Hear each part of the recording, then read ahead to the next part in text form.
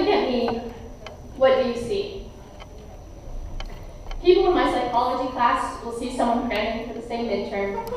Those who live in Comstock 4 might recognize me from one study break or another. And some may only see my hijab.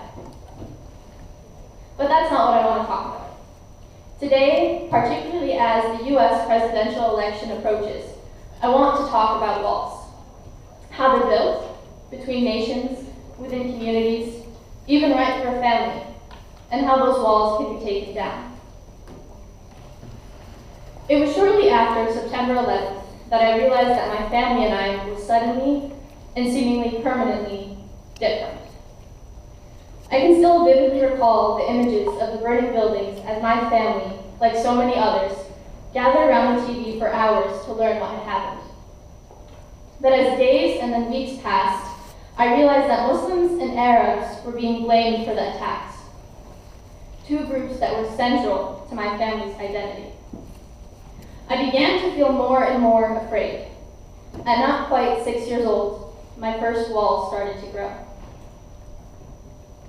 When I was 7, my father took me to my first protest for a young American activist, Rachel Corrie. Rachel had tried to protect Palestinian homes from demolition in Rafah, Gaza, and was crushed to death by an Israeli bulldozer.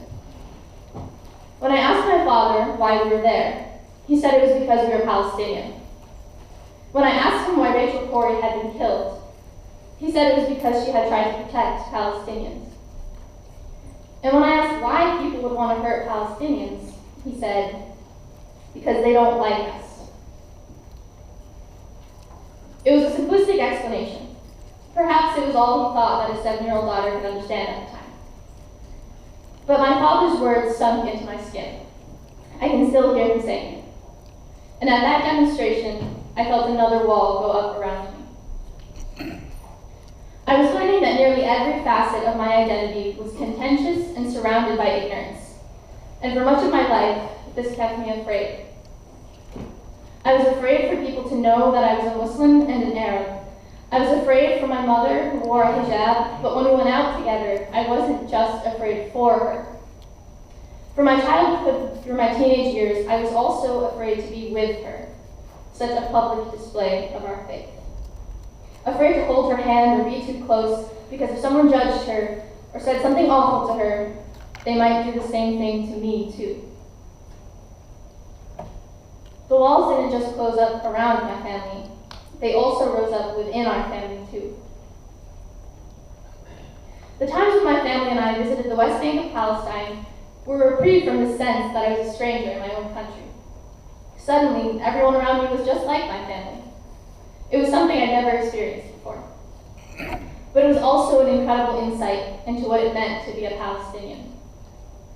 The soldiers up close with their guns, the 8-hour wait it took us to cross the border from Jordan into the West Bank, the Israeli woman at border control who screamed at my mother when she provided our documents in the wrong order, constantly stopping at checkpoints in the summer heat, it left me scared and confused. There, of course, the wall is there for all to see. These childhood experiences left me feeling lost. I was unsure of who I was and where I belonged. How could I be an American, a Muslim, and a Palestinian all at once? It wasn't until I came here to Harvard at 17 years old that those walls began to crumble and fall away, until I began the painstaking process of reconciling the many identities that are all a part of me. It was here that I found my first group of friends, none of whom were Muslim or Arab themselves, who let me know that I could truly be myself, unafraid of judgment or discrimination. My ethnicity or religion was immaterial. They liked me for me. It was here that I felt, for the first time, that my interactions with others could be defined by something other than our differences and still be genuine and real. Harvard is also where I found a home with a Muslim community, the Harvard Islamic Society. Never before had I spent significant time with Muslims my own age outside of my family. I learned and grew with a strong community sense of belonging and togetherness until my fears slowly changed to confidence. in my identity as a Muslim American, and being with people who are like me, and an understanding that we belong here. Here is also where I found the Palestine Solidarity Committee, an organization of Palestinians and non-Palestinians alike. With them, I learned how to stand up for the marginalized, even when it seemed like no one else would join us. It was here that I learned that I have a voice and a place and a role to play in this country. As I talked with new friends, as I spent time with other young Muslims, and as I worked for peace and open, honest conversations, those walls that made me other within my own country, that set me apart from my community, that distanced me from my family, those walls I had lived with my whole life began to come down. In my sophomore year, I began to wear the hijab.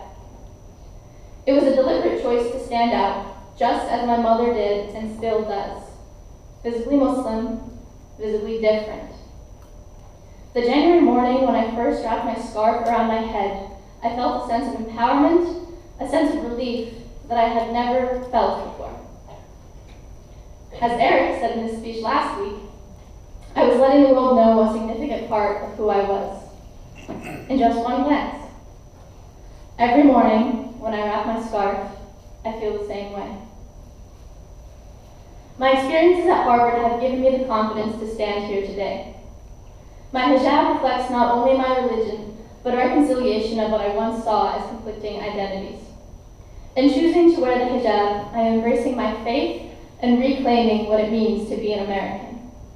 As I wear it daily, and as I strive to be true to my heritage, my beliefs, and my future, I have come to recognize it as a celebration of the spectrum of identities I once thought impossible to reconcile. A Palestinian, an American, a Muslim, a student at Harvard College. The simple piece of fabric that once made me so afraid is truly stronger than any wall. Thank you.